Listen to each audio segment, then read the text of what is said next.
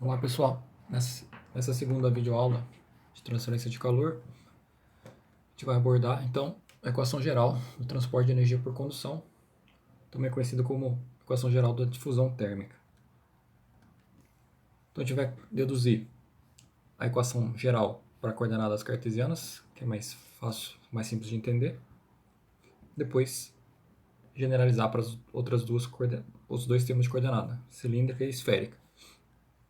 Então a temperatura vai ser função de x, y, z e do tempo. Então a gente vai considerar o volume de controle infinitesimal, dimensões Δx, Δy, Δz, onde vai estar ocorrendo condução de calor. Apenas condução de calor. Então aqui, né, exemplificando, o volume de controle cúbico. A expressão geral do balanço de energia é dada por o acúmulo de energia no volume de controle, que é um termo volumétrico. Tem que ser igual ao fluxo líquido de calor, ou seja, né, o saldo do fluxo que entra e o que sai através das superfícies, mais um termo de geração de energia, que também é volumétrico. Então vamos analisar termo a termo. Termo 1 é um termo volumétrico. Então o acúmulo de energia vai ser dado pela variação de energia total no volume de controle no tempo, multiplicado pelo volume. Como a gente está trabalhando com volume de controle infinitesimal de dimensões Δx, Δy, Δz, multiplicar aqui essas três dimensões, a gente tem o volume desse volume de controle infinitesimal.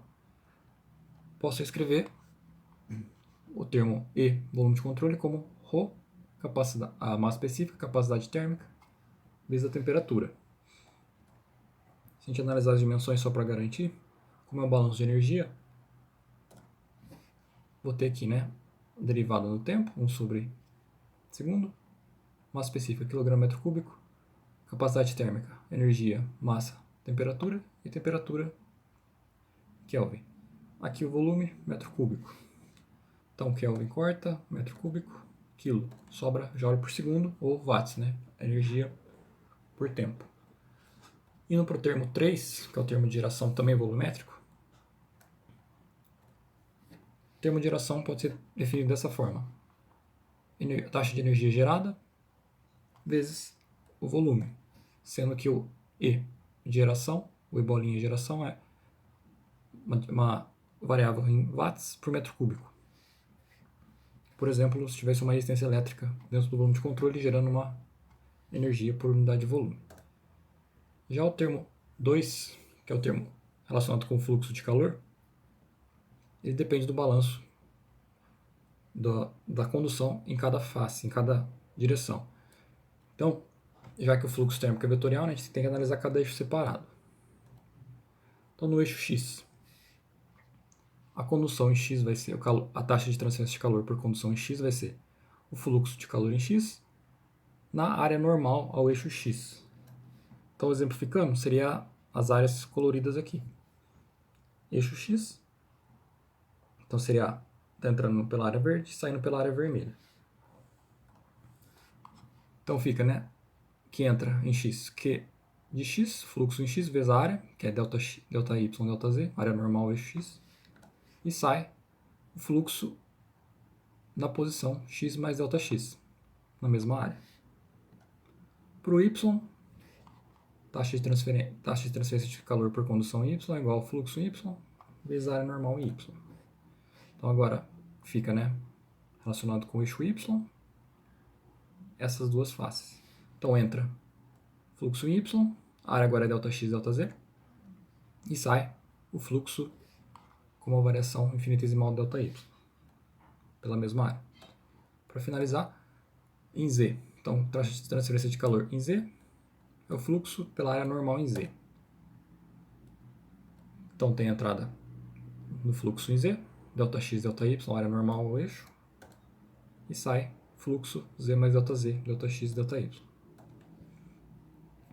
Então o que importa aqui é o balanço, né? É o fluxo líquido, ou seja, o que entra menos o que sai. Então para o eixo X e Y a gente vai ter, para o eixo X, entrou Q de X e saiu Q de X mais ΔX, a mesma área, coloquei em evidência.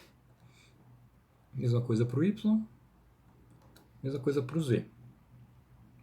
Ou seja, a gente voltar à equação geral, que é, né, acúmulo é igual ao fluxo líquido mais a geração. A gente viu lá que o acúmulo é dado por essa expressão, derivada no tempo de ρct, vezes o volume. O fluxo líquido, então, vai ser a soma para cada direção. E o termo de geração de energia. Juntando tudo numa equação só, fica nessa expressão aqui. Então, acúmulo, os três termos do fluxo, x, y, z, e o termo de geração. O que dá para fazer aqui, então? Dá para simplificar, para eliminar as dimensões do volume de controle, que é o ΔX, ΔY, ΔZ. Dividir a equação inteira pelo volume, o primeiro termo fica. Cancela ΔX, ΔY, ΔZ. Fico só com a derivada no tempo de ρct. O primeiro termo do fluxo no eixo x, vou cancelar, né, o termo ΔY, ΔZ, vai sobrar o ΔX no divisor. Portanto, fico com esse termo aqui. Fluxo em x menos fluxo em x mais ΔX dividido por ΔX. Para o y, mesma coisa, sobra o ΔY embaixo. E para o z, vai sobrar o ΔZ embaixo. Já o termo volumétrico, cancela todo o ΔX, ΔY, ΔZ, sobra só a taxa de geração de energia. Ou seja, né, a gente tem a equação dessa forma, então. Variação no tempo, o acúmulo, vai ser dado pela soma aqui dos fluxos, mais o termo de geração volumétrica. O que dá para fazer aqui? Inverter os termos de fluxo, escrever eles inverso, colocar um sinal negativo na frente. Se a gente inverter, a gente vai obter uma definição da derivada. Então, a derivada de uma função y em função da função y em x é dada, né, por y em x mais ΔX menos y de x dividido pelo intervalo. Então, esses termos aqui vão ser derivadas do fluxo em função da coordenada, da direção ali. Portanto, tomando o limite ΔX, ΔY, ΔZ a zero,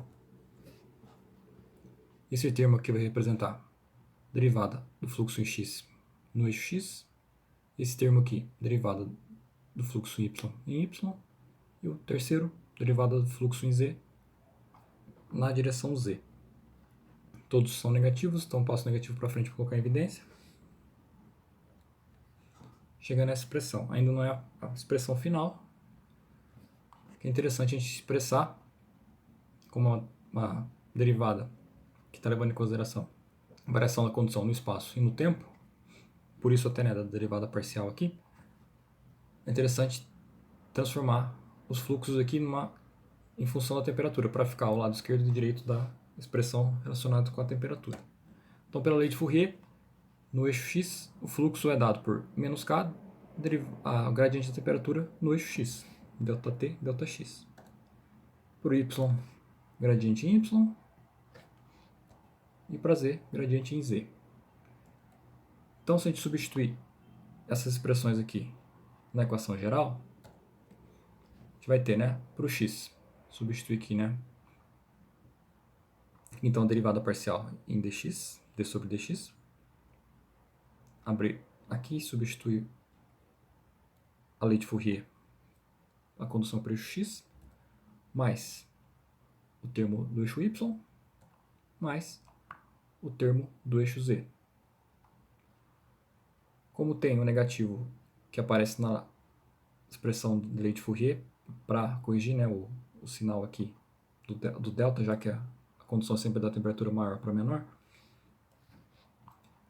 o negativo de Fourier com o negativo do balanço acaba ficando positivo, os termos.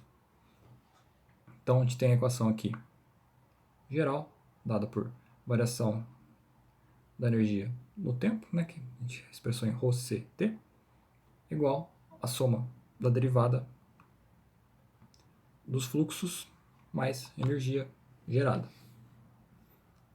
Então essa é a equação geral da condição de calor para coordenadas cartesianas. O que dá para fazer, como a gente vai trabalhar com casos mais simplificados, né, já que uma expressão dessa forma que não teria solução analítica, variando nas 3 coordenadas além do tempo, a gente vai simplificar e trabalhar com casos permanentes e também unidimensionais. Além disso, a gente vai poder tratar as propriedades térmicas constantes. Então, para esses casos, condutividade térmica massa específica e capacidade térmica constantes, vão ser baseadas numa temperatura representativa do processo, o termo ρC vai para fora da derivada, bem como a condutividade. E daí eu posso juntar as derivadas parciais aqui, então fica uma derivada de segunda ordem para a temperatura no espaço. Então, vamos chegar então nas expressões gerais, da forma que a gente vai usar. Considerando então ρC e K constante, para coordenadas cartesianas, né, x, y, z, eu tenho a expressão dessa forma. Uma simplificação adicional que poderia ser feita é passar isso aqui dividindo para o lado direito. Então o termo ρC passa para o lado direito, fica K, ρC. K dividido por ρC, que é a definição do coeficiente de difusão térmica que a gente já viu na aula anterior. Então a equação poderia ser escrita dessa forma. Variação da temperatura no tempo é igual ao coeficiente de difusão térmica, multiplica, né, as derivadas segundas da temperatura no espaço, mais o termo de geração. Daí, generalizando para os outros sistemas de coordenada, a gente tem o sistema de coordenada cilíndrica. Nesse caso, que a temperatura vai ser função do raio, que é a coordenada que vai de zero do centro até o raio, metade do diâmetro no final aqui da parede.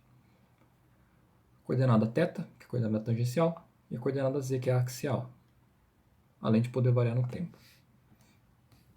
Então aqui é só a conversão de coordenada cartesiana para cilíndrico.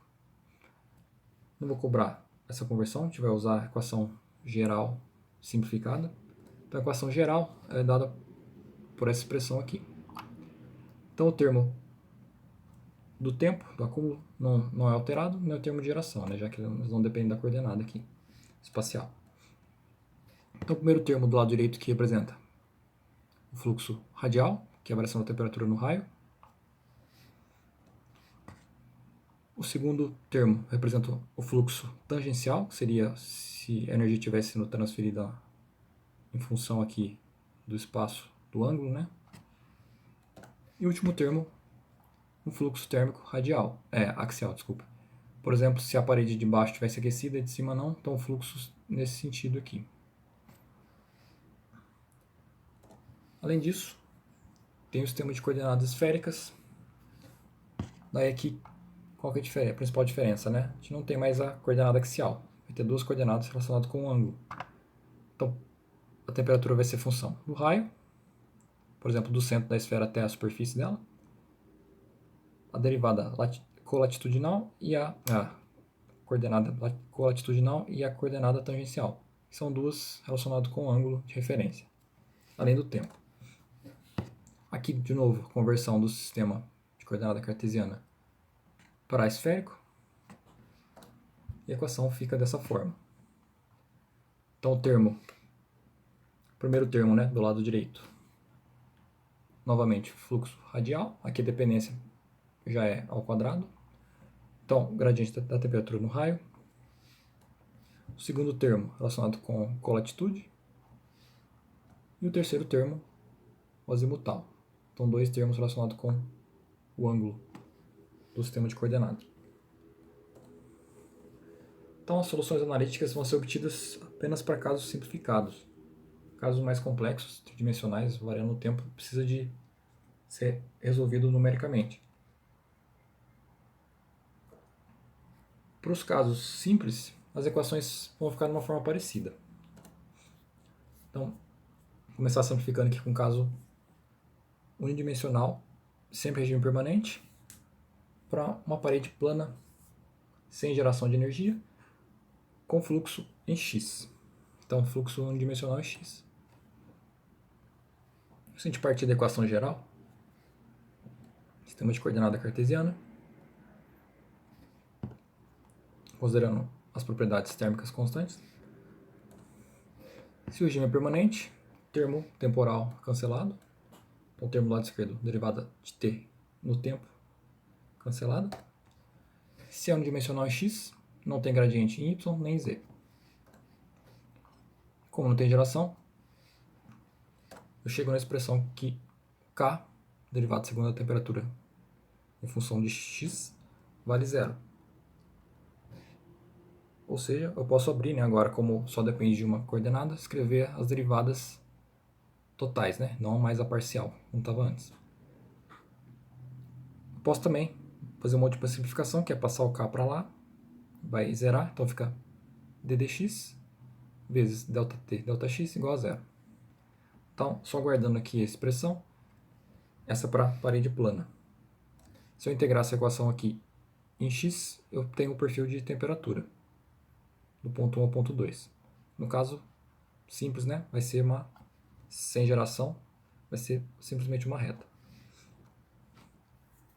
Agora, condução unidimensional em uma casca cilíndrica, por exemplo, um tubo. Então aqui, né, coordenada radial do centro para a parede. Então raio interno R1, raio externo R2. Temperatura 1 na parede interna e T2 na parede externa. O material tem condutividade K. Então essa é a equação geral. Como é unidimensional em R, como se a condução fosse nesse sentido. Então a temperatura 1 está maior que T2 e então o calor vai nessa direção aqui, né, de modo simétrico, em todas as direções, em todas, conforme aqui, né, ilustrado aqui, no raio, na coordenada radial. Então, termo permanente cancela, como é unidimensional em R, o termo tangencial e o axial também cancelam, além de não ter geração.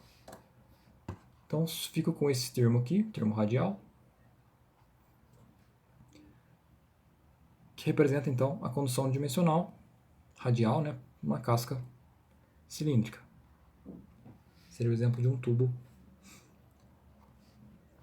Novamente, integração da temperatura no raio dá o perfil de temperatura de uma parede até a outra. Depois, nos exemplos, tem os casos aplicados que a gente vai ver como que fica o perfil. Por último aqui, né, a condução regime permanente numa esfera, sem geração de energia novamente.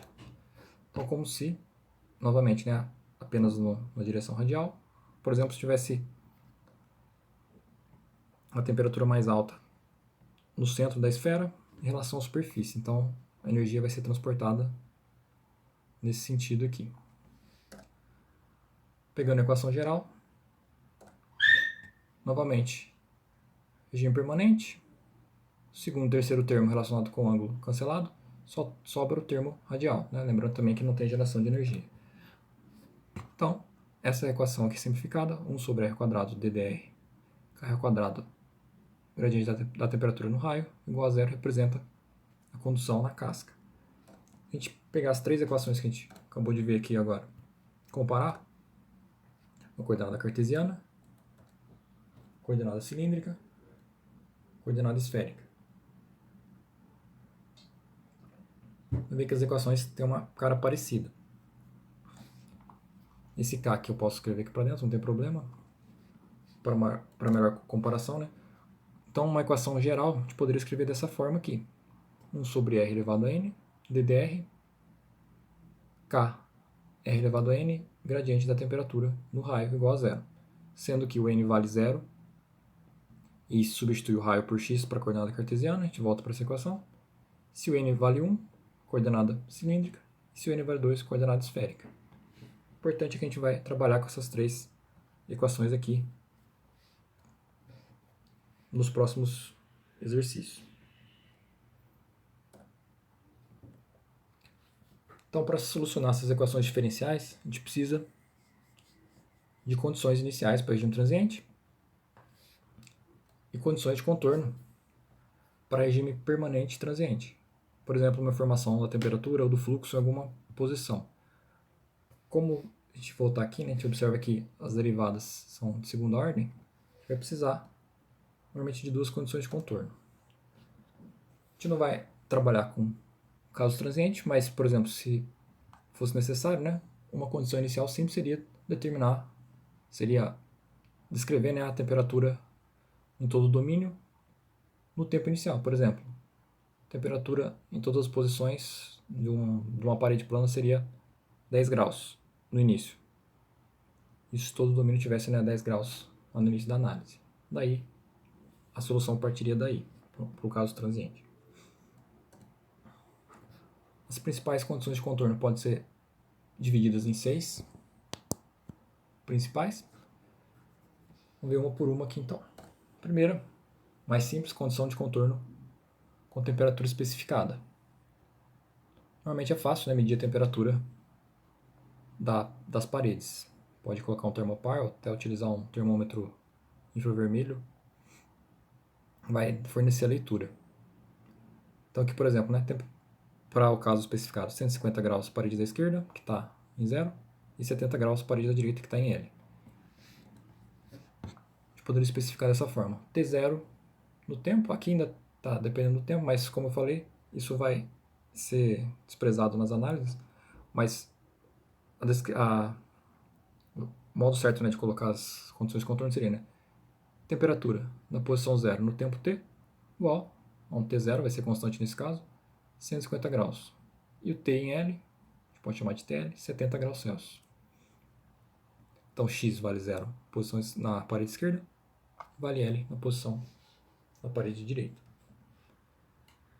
Então, para regime permanente, né, a gente vai normalmente trabalhar com as temperaturas constantes nesse tipo de condição de contorno. Vai ser uma temperatura prescrita e constante para a análise. Segunda condição de contorno seria determinar o fluxo de calor em dada posição. Então aqui, por exemplo, né, está entrando um fluxo de calor aqui na posição 0 e na posição L também. Aí está saindo um fluxo de calor. Então como seria a condição de contorno? Né? Fluxo em X é igual a lei de Fourier na posição que quer ser definido. Por exemplo, se tivesse um fluxo térmico constante de 50 watts para cada fronteira aqui, né, para a parede em 0 e para a parede em L, poderia escrever dessa forma, né? Aqui a derivada da temperatura na posição 0 no tempo, dx vale 50, e o fluxo também na posição L também valeria 50. Uma condição especial para a utilização do fluxo seria superfície isolada.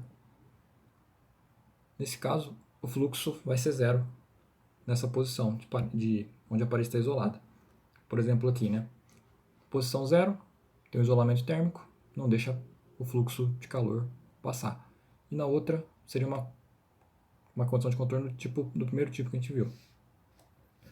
Então aqui, né, em relação à superfície bem isolada, Q de 0 vai ser equação de Fourier, em x igual a 0 vale 0, ou seja, não tem fluxo na posição do isolamento. Ou simplificando também, né, passar o K para o lado de cá, a gente tem que o gradiente da temperatura em x no isolamento vale 0, ou seja, não tem variação de temperatura nessa posição, né? Chegou aqui, a temperatura fica constante. E como eu falei, né, aqui no caso do x igual a L, a condição seria do primeiro tipo, temperatura pré-definida. Outra condição específica para fluxo seria a condição de simetria. Por exemplo, em uma parede que tivesse exposta a mesma condição dos dois lados, e no centro, por exemplo, aqui do lado 0 e do lado L, a temperatura está mais baixa e a parede estava com uma temperatura mais quente no início. Vai formar um perfil, se as condições forem iguais dos dois lados, um perfil de temperatura, onde o máximo, para esse exemplo aqui, né, estaria no centro. O que acontece aqui na posição x igual a L sobre 2, que seria metade da espessura da placa, tem uma inclinação zero do perfil de temperatura. Então, matematicamente, esse ponto aqui, né, seria a derivada zero, que pode ser usada também como condição de contorno. Então, é o ponto onde a inclinação, né, da curva torna-se zero. Posso usar como condição de simetria. Então, o gradiente da temperatura no x, na posição metade da espessura, vale zero. Daí, em alguns casos, pode ter também combinação de condução com convecção. Então, quando a gente está na parede L, por exemplo, a gente sabe que pelo balanço de energia na superfície, toda energia transferida por condução tem que ser igual a que sai, nesse caso, por convecção. Então, a gente pode usar, né, isso como condição de contorno. Ou seja, a lei de Fourier, na posição L, é igual à lei de resfriamento de Newton para convecção. Ou seja, o coeficiente de convecção, a temperatura da superfície seria a própria temperatura na posição L, menos a temperatura do fluido 2 aqui desse lado direito. Como é uma parede plana, a gente pode omitir as áreas daqui, né? A área cancelada, então a gente pode escrever em termos de fluxo. Mesma ideia para radiação, onde aqui, né, o sur significa vizinhança, tá? Surroundings. Mesma coisa, condução que chega na parede é igual à radiação que tem que sair. Daí o lado direito agora fica, né? A lei de Fourier, né? A condução que chega na parede, na posição L, tem que ser igual à radiação que sai. Então a temperatura da superfície de novo vira a temperatura L e a temperatura da vizinhança, aqui no caso, dependência a quarta.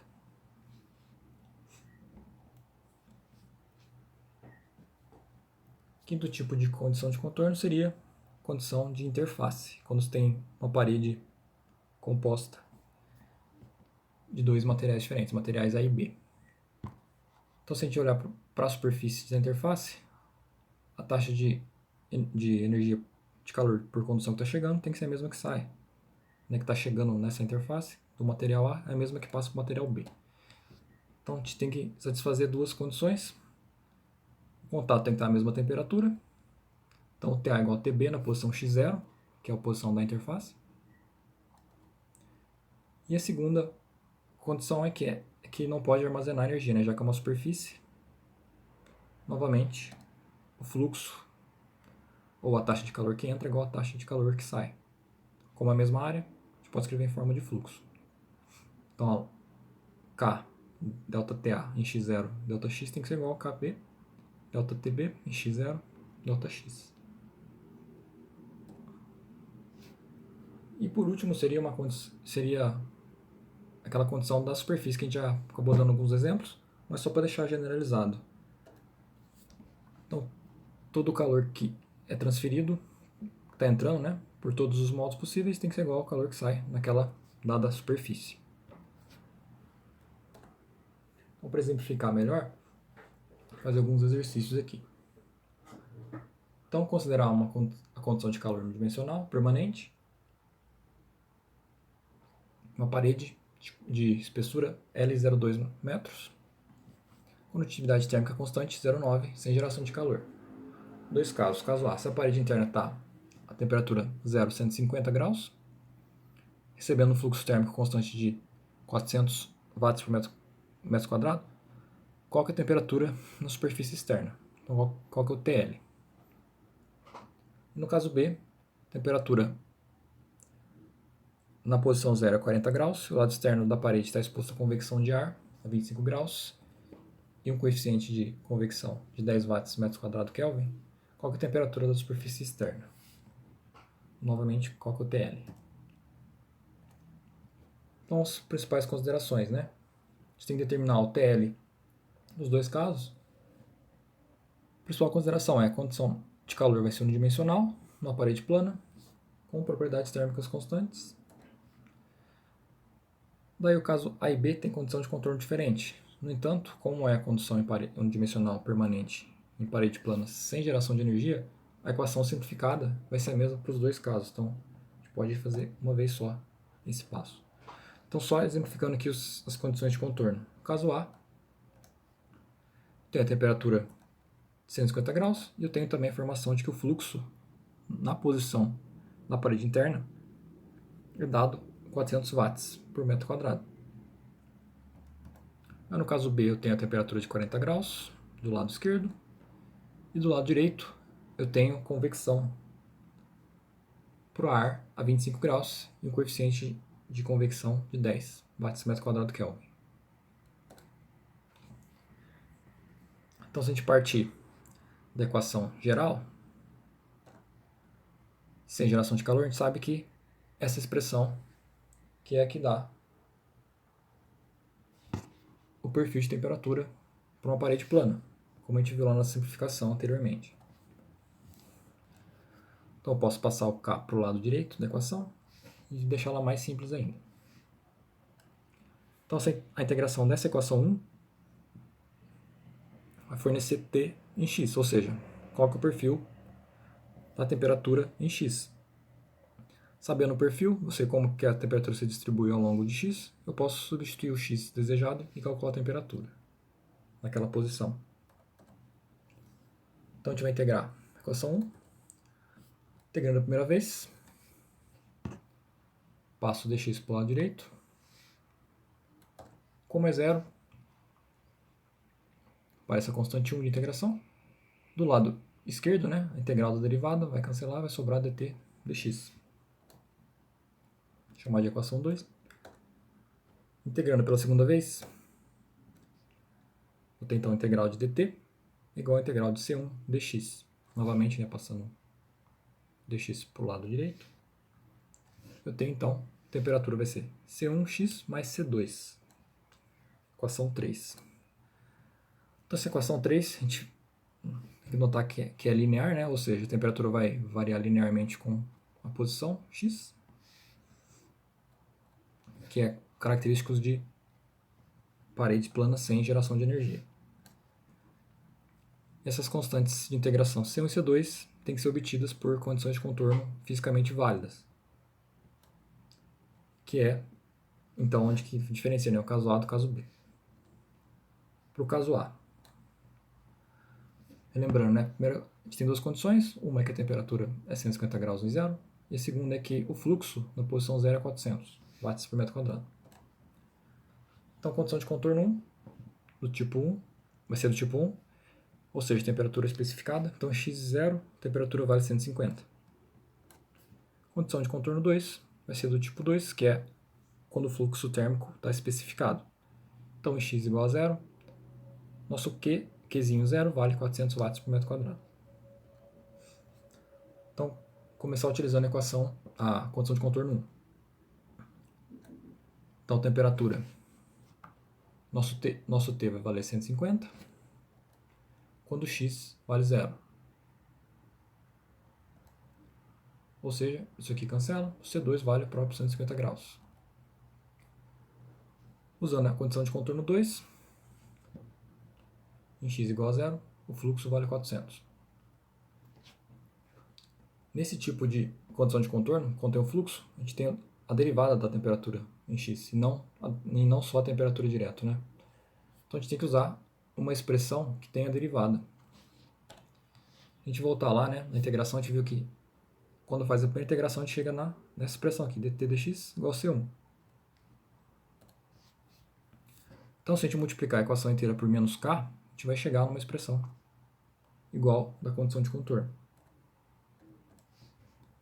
Então, multiplicando aqui os dois lados por menos k. Então, na posição 0, isso aqui vale 400. Ou seja, 400 é igual a menos k, C1. Portanto, a constante 1 vai ser menos 400 dividido pela condutividade térmica. Então, a gente tem C2 e C1 agora.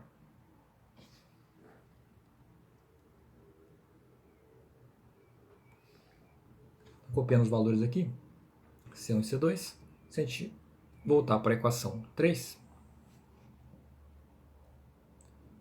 a temperatura em x vai ser C1, que é menos 400 sobre K, vezes x, mais 150, que é o C2, que é a equação do perfil de temperatura para o caso A.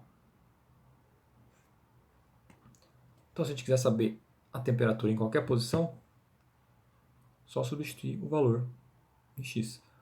como foi pedida, né, temperatura na posição da parede externa, então o X vale a própria espessura, que é 0,2, e a propriedade do material é 0,9 watts por metro Kelvin da condutividade térmica.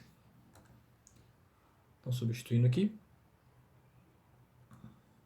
tenho aqui a temperatura do lado direito da parede externa vai ser 61,1 graus Celsius. Que é o item A, a pergunta do item A. Já para o caso B, eu tenho do lado esquerdo na posição x0, temperatura de 40 graus, do lado direito tenho que a condução é igual à convecção, né? As taxas ou os fluxos são iguais, já que a área é a mesma. A temperatura, a equação 3, ela é válida também para esse caso. Aqui são as mesmas simplificações. Regime permanente, condição dimensional, sem geração de energia. Então, escrevendo as condições de contorno. Condição de contorno 1, temperatura prescrita igual a 40 graus Celsius, na posição 0. Condição de contorno 2, fluxo por condução é igual ao fluxo por convecção, que é pelo balanço de energia na superfície. Então, x igual a L. Usando a condição de contorno 1, temperatura vale 40, quando x, temperatura vale 40, quando x vale 0. De novo, cancela o C1, 0, né? Então, C2 vale 40 graus Celsius. Utilizando a condição de contorno 2, novamente, né? Essa condição de contorno precisa de uma derivada e não da temperatura, então a gente volta na equação 2, que tem o gradiente da temperatura em x. Multiplica tudo por menos k para chegar nessa forma. Então eu fico, né, que menos k dt dx em L é igual a h, temperatura em L, menos T, menos a temperatura do fluido, né, o T infinito. Tudo isso igual K C1, que saiu aqui, né, da equação 2, depois de multiplicar por menos K os dois lados. Utilizando esses termos aqui, né, eu consigo relacionar C1 com a convecção. Então, C1 fica menos H, temperatura da superfície, menos temperatura do fluido, pela condutividade térmica. Portanto, sabendo C1 e C2, volto na equação 3, e eu tenho a expressão do perfil de temperatura para o caso B. Daí, basta substituir a posição que a gente quer determinar a temperatura e calcular. Então, como é na parede direita, 0,2 metros. Os demais dados fornecidos, temperatura do fluido 25, coeficiente de convecção 10. Então, fica, né, TL igual H, TL menos T infinito, K, X mais 40. Substituindo os valores, coeficiente de convecção, temperatura do fluido, 0,9 da condutividade térmica, B02 mais 40. Como tanto o K quanto o H, o Kelvin, que aparece nas dimensões aqui, nas unidades, né? Ele vem de um delta, não é necessário converter. Então, usando 40 graus Celsius aqui, a conta já sai em Celsius. Então, temperatura na superfície externa, 29,67 graus Celsius. Seria o item B.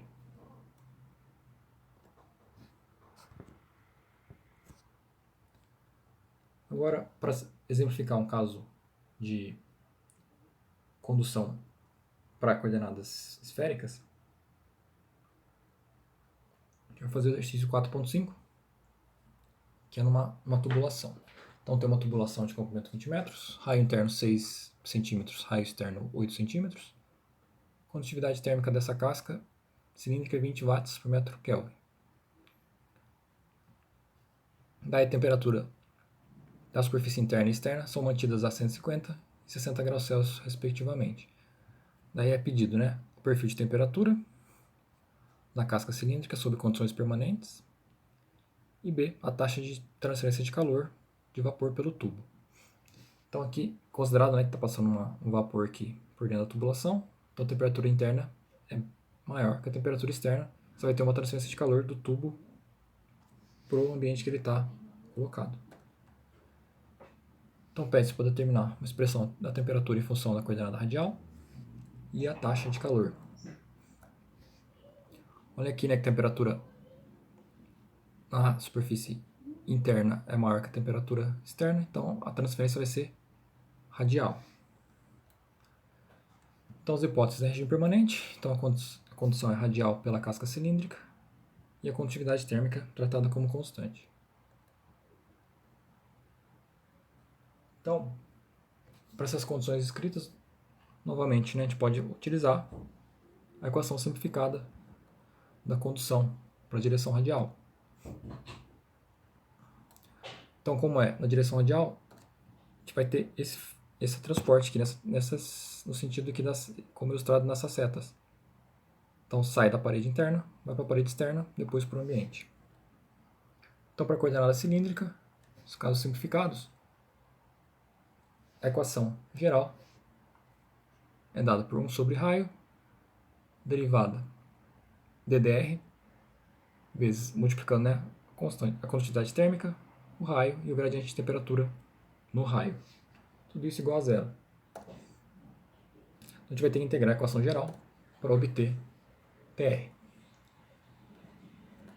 Então, como o K é constante, passo para fora da derivada. E se eu passar K sobre R para o lado direito da equação, como aqui está zerado, eles também são cancelados, né? A análise não depende disso. Então, integrando a primeira vez, passar o dr para o lado direito. Aqui, integral da derivada vai sobrar o r dt dr. E do lado direito, aparece a constante 1, integração.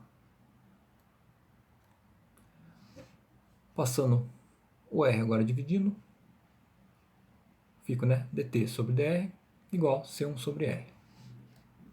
Nossa equação 1. Integrando a segunda vez, passo o dr para o lado direito, então fica com a integração de dt igual C1 sobre r dr. Então do lado esquerdo dá simplesmente temperatura, e do lado direito, constante 1 sai para fora da integração, fica a integral de dr sobre r, ou seja, o ln do raio, mais segunda constante de integração. Então, nessa equação aqui, a gente pode ver, né, que ela é logarítmica. Então a temperatura vai variar de forma logarítmica e não mais linear, igual era na parede. Já que para a casca cilíndrica, né, o fluxo depende da posição radial. Novamente, as constantes 1 e 2 têm que ser obtidas pelas condições de contorno fisicamente válidas. Nesse caso, as duas condições de contorno são do tipo 1, ou seja, temperaturas dadas na posição R1 e R2. A gente tem, então, no raio interno chamado de T1, no raio externo, temperatura vale T2. Então, se a gente aplicarmos, né, a equação, as condições de contorno na equação 2, começar com a condição de contorno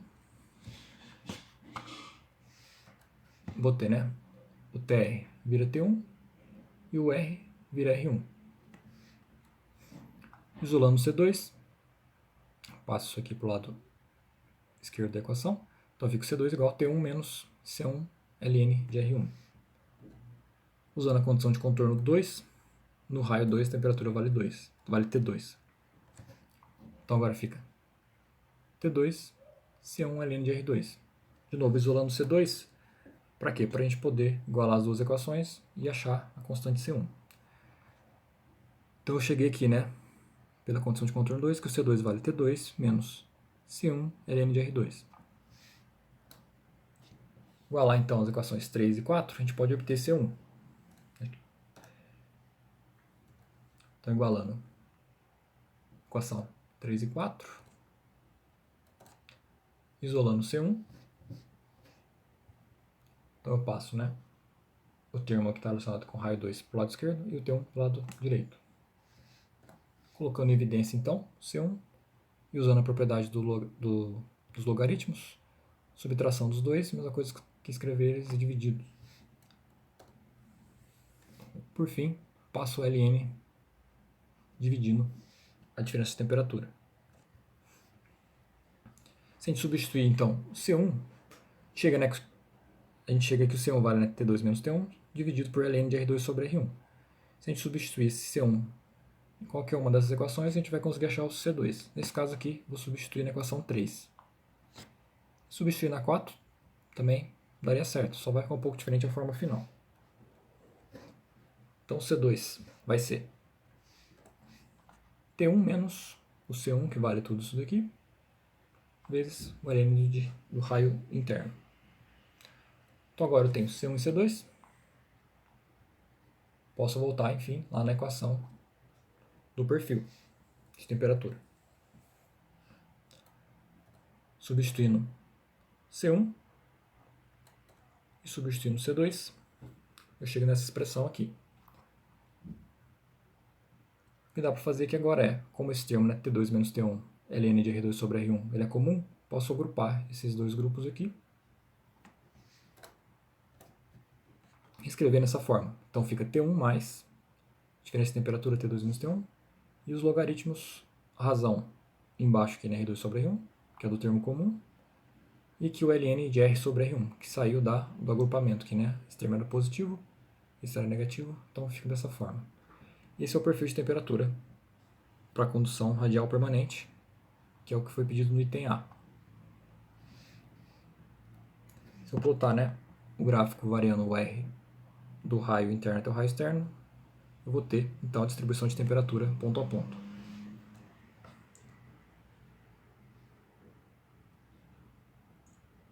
No item B, a gente tem que determinar a taxa de transferência de calor, então a gente tem que partir da lei de Fourier. A lei de Fourier pode ser escrita para a condução radial dessa forma, né? O gradiente de temperatura agora é no raio. A área aqui nesse caso, 2πrL, que é a área da casca cilíndrica. Então, notem aqui que a área é em função do raio e o fluxo também. Então, substituindo dentro da equação de Fourier, eu tenho essa expressão dessa forma, né? Menos K2πrL dTdr. O gradiente de temperatura a gente pode obter a partir da informação que a gente teve antes. Na integração lá da equação para chegar no perfil, a primeira integração fornece, né, a derivada da temperatura. Então, se a gente olhar lá atrás, a gente viu que o dTdr, que a gente chamou de equação 1, é simplesmente C1 sobre R, sendo que C1 foi obtido no item anterior. Então, do item A, a gente sabe que o C1 vale T2 menos T1, dividido pelo logaritmo de R2 sobre R1. Então, substituindo aqui, eu tenho, né, que o gradiente da temperatura no raio vai ser T2 menos T1, o R, que é da equação, vezes ln de R2 sobre R1. Então, tudo isso aqui sendo C1. Então, se eu voltar essa expressão na equação de Fourier, substituindo aqui então na dTdr por tudo esse termo, de ver que os raios, a posição radial aqui vai ser cancelada. E daí eu tenho então uma expressão para calcular a taxa de transferência de calor, sabendo então a propriedade do material, temperatura interna e externa e também o comprimento desse tubo. Então, pegando os valores fornecidos, substituindo a equação que a gente chegou, então fica 2π, 20 watts por metro Kelvin, 20 metros, 150 menos 60, e aqui, como é uma razão de raios, não precisa converter isso para metro. Então posso usar em centímetros direto. Que dá 78.621,71 watts. Tanto de calor que é dissipado para o ambiente. Ou aproximadamente, né, 78,6 kW, que é o item B. Então nessa aula a gente trabalhou com a equação diferencial geral para condução nas 3 coordenadas. Na próxima aula a gente vai entrar a parte de circuitos térmicos e resistência, que é uma abordagem um pouco mais simplificada que essa que a gente viu nessa aula, que ajuda bastante também, para depois, enfim, entrar em convecção. Então, até a próxima aula.